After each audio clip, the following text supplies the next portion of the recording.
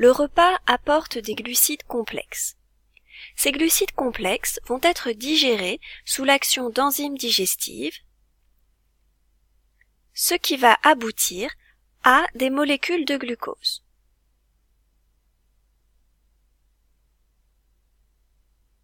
Ces molécules de glucose vont passer dans la circulation sanguine,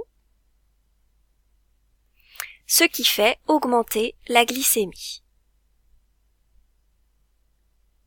Le pancréas va détecter cette hausse de la glycémie et produire en réponse de l'insuline, une hormone qui circule dans le sang.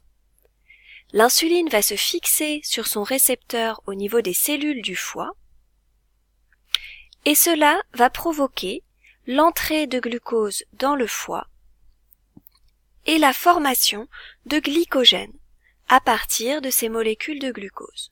Le glycogène est un polymère de glucose, c'est-à-dire qu'il est formé par l'association de plusieurs molécules de glucose.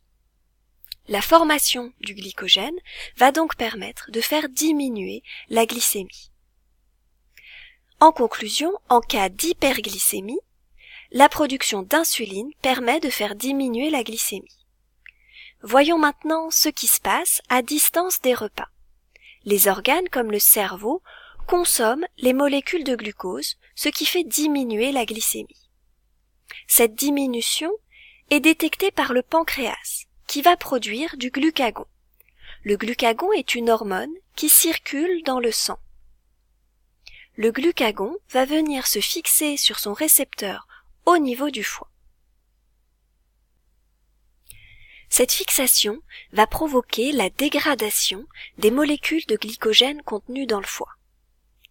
C'est-à-dire que les liaisons entre les glucoses vont se rompre, ce qui va permettre de libérer du glucose dans le sang.